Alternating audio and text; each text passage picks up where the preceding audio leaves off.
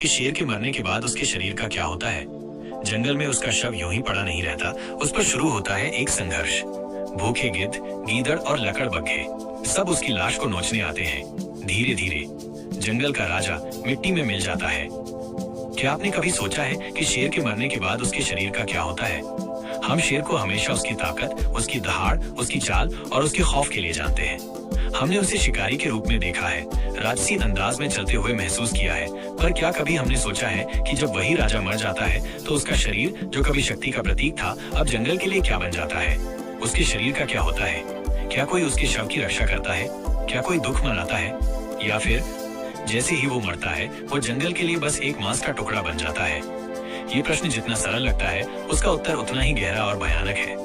शेर की मौत सिर्फ एक जानवर के अंत की कहानी नहीं होती, बल्कि वो एक पूरा इकोलॉजिकल सिस्टम शुरू करती है।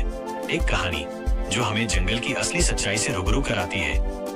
जंगल में उसका शव यूं ही पड़ा नहीं रहता, उस पर शुरू होता है एक संघर्ष।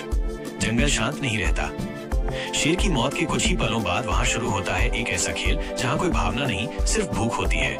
जंगल में न कोई क्रिया होती है, न कोई शोक सभा। यहाँ शव पर नहीं फूल चढ़ाए जाते, बल्कि नुकीले दांत और पंजे गड़ाए जाते हैं। गिद्ध आसमान से उस मरे हुए शरीर को निशाना बनाते हैं।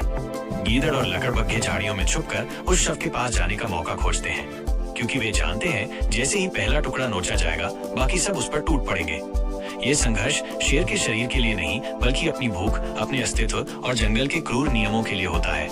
किसी को कोई फर्क नहीं पड़ता कि वो कभी जंगल का राजा था, अब वो सिर्फ भोजन है। भूखे गिद्ध, गीदड़ और लकड़बग्घे सब उसकी लाश को नोचने आते हैं। जैसे ही शेर मरता है, उसके शरीर से निकलने वाली गंध 10-15 किलोमीटर दूर तक फैल जाती है। गिद्ध, जो आसमान में कई किलोमीटर ऊंचाई से उड़ते हैं, उस सड़न की गंध को पहचान जाते हैं। धीरे धीरे वे मंडराने लगते हैं। नीचे, बहुत नीचे जमीन पर लकड़बग्घे अपने दल के साथ धीरे धीरे शव के चारों ओर आना शुरू कर देते हैं।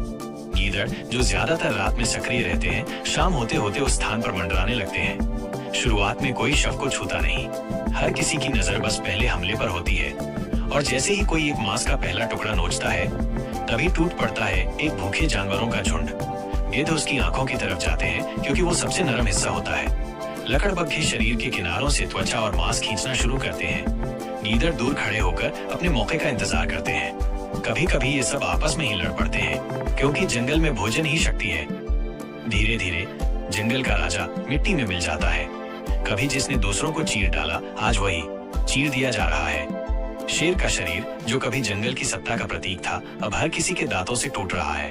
उसके पंजे, उसकी पूंछ, उसका सिर, सब कुछ नोचा जाता है। लकड़बग्घे